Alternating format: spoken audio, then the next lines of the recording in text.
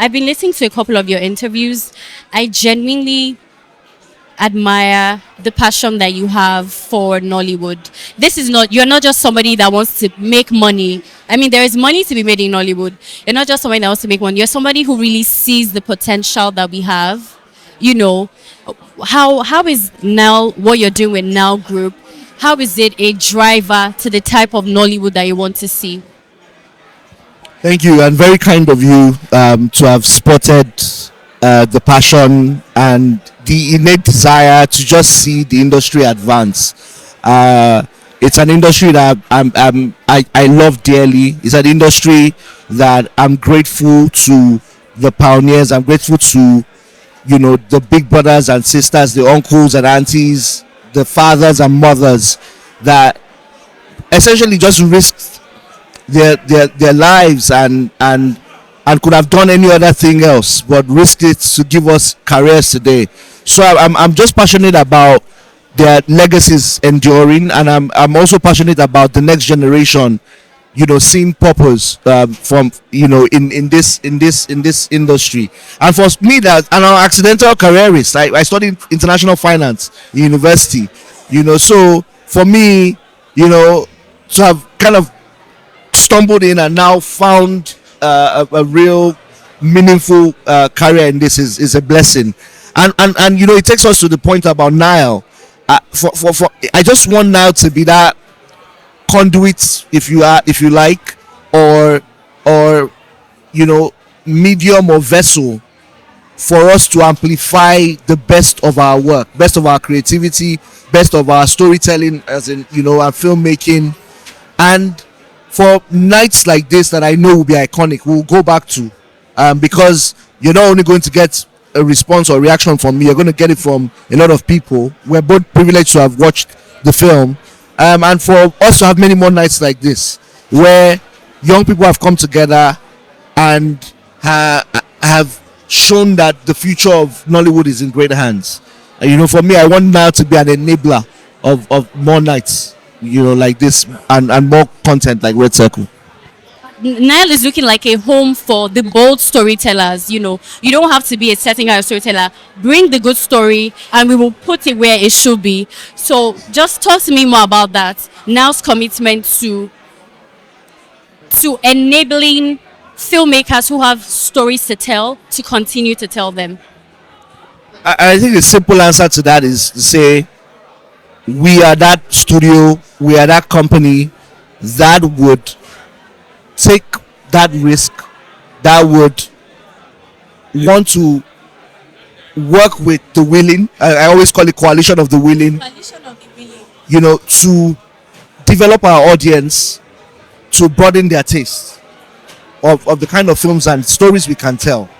You know, I've been often criticized as one of the purveyors of comedy is the only thing that sells for Nigerian cinema.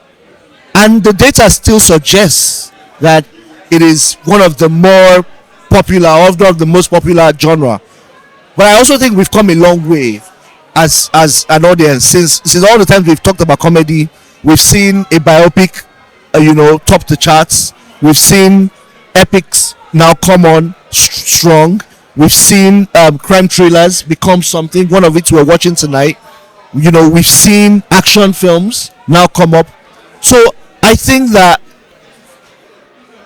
we have a role to play to show that our cinema is evolving, not only in the filmmaking but in the consumption, you know, in terms of the audience. And there's got to be a company or set of companies or set of people that can continue to push that. Of course we have to stay profitable, of course we have to continue to make money, but we want to push ourselves to be the innovators, to find creative ways of finding those audiences, or also training our audience, as people have said, to be open to diverse storytelling, diverse, you know, films, and we're very much open to that, and we know it's a lot of work. It's expensive to market. It's even more expensive to market its particular segment or demographic. Even more hard, for example, to get the Gen Zs and the young, cinema goers, because for example a lot of them in Nigeria are not employed, so those are the things that we're looking at, and how do we use the new technological advances to get more cinema goers. So a range of things where we're never at Nile, we're never resting on our laurels, we're never folding our arms. We're always looking for the next challenge. We're always looking for, how can we be different? How can we do it differently but also successfully? What are the actionable steps that Nile is taking as a result of that visit to Cannes?